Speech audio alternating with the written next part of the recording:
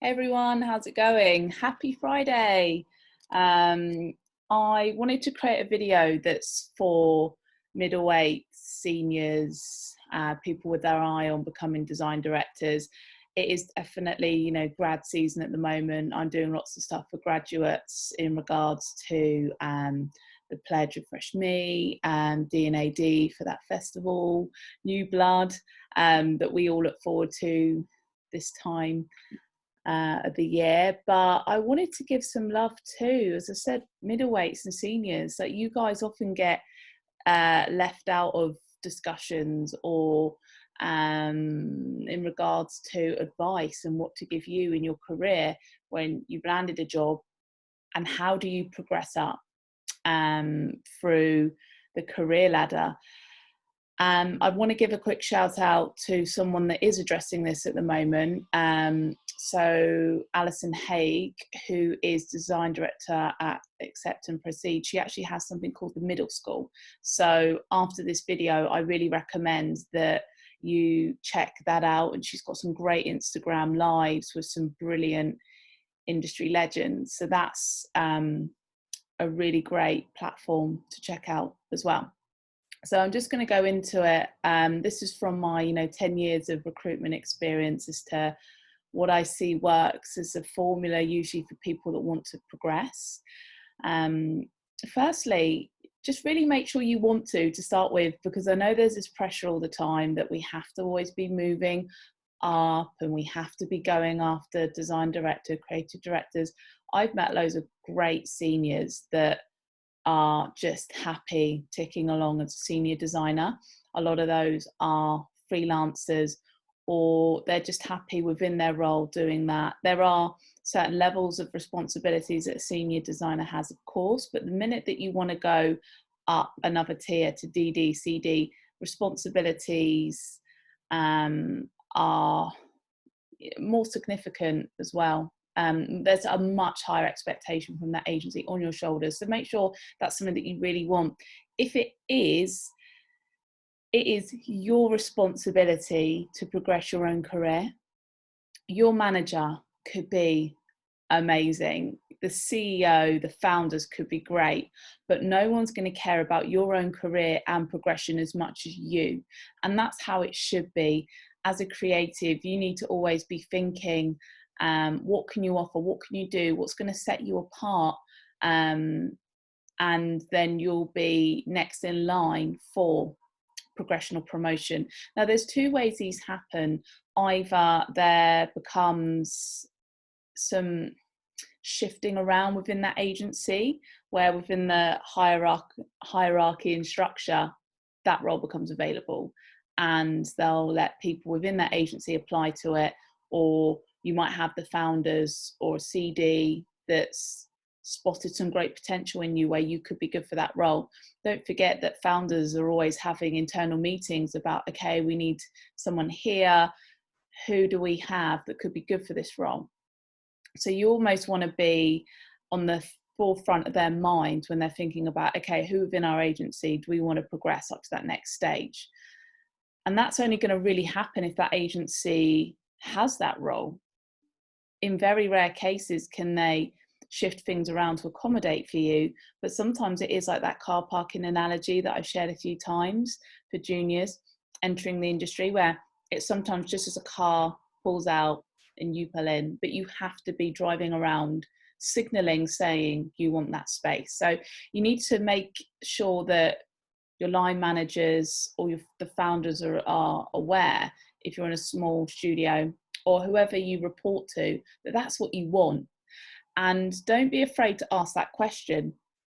So what can I do to achieve either a pay rise or a promotion? This is on you. I know when I worked for Adram for many years, I was always super ambitious, and I remember always wanting to be one of the top consultants there. And every time there was a celebration about some figures that I'd hit, I would always say, yeah, that's great, but just so you know, I would much more appreciate a promotion than a toast. And I used to say that in a way that was quite playful, but just letting them know that that was what I was after, that I was looking to climb. Another thing you can do is move on somewhere else. That's what I did myself. So I'd got to the position in Adram where I'd asked for a pay rise and promotion, and they'd said to me, if you hit these certain targets, we'll offer that to you. And I was like, okay, yeah, that's fair. So I went above and beyond what they asked of me. And then unfortunately, they didn't uphold their end of the bargain as much. So I left. I moved on to another agency, and I got the promotion and the pay rise I was looking for. And sometimes that is a good way to climb the career ladder. Look for another agency that's more invested in your growth, that may have a position you can go into, or as I said, might be more committed to that, may promise that to you as a way to get you to join their agency. And then what happened for me is my old bosses in Adram then approached me as investors to set up my own company called Nurture Creatives. Sometimes your bosses, they know your potential, and unless you really push for it yourself, it's not always going to happen.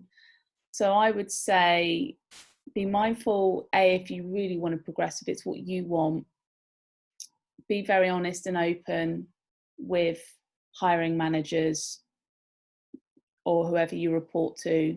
That's what you'd like. Sometimes you can move on somewhere else to get the promotion and the pay rise that you're looking for.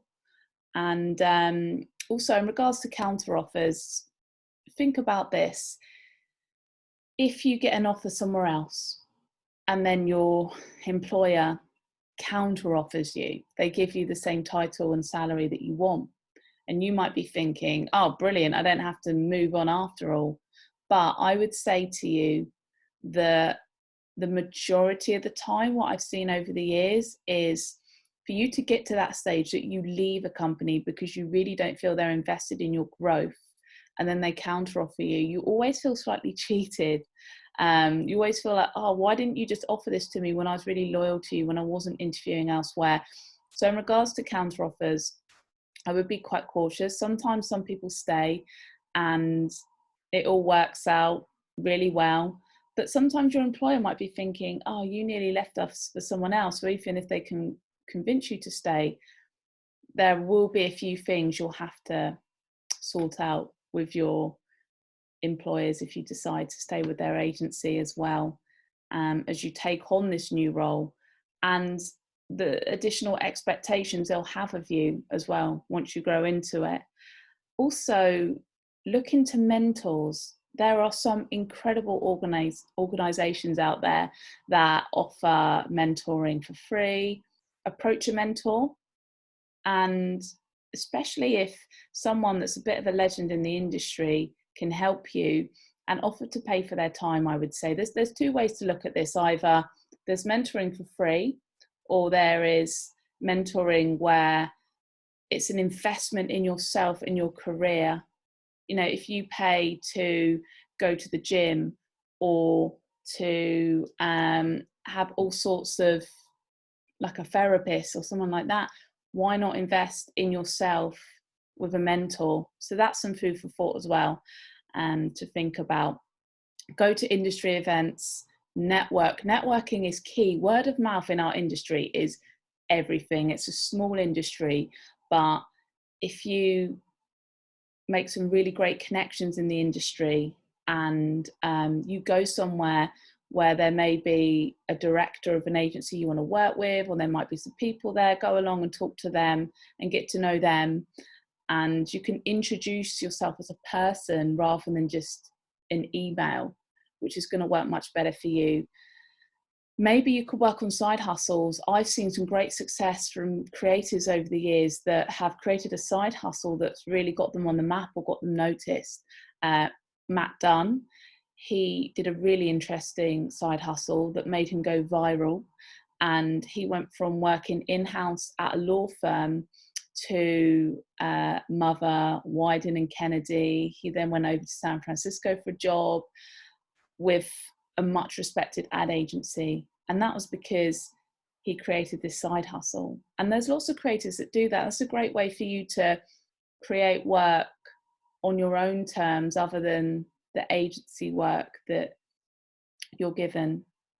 So this is real food for thought. I hope that's helpful. I would love if anyone wants to add any comments to this. Any of you founders of businesses, CDs, DDs, please do comment, share your wonderful words of wisdom with the community as well. That would be really helpful.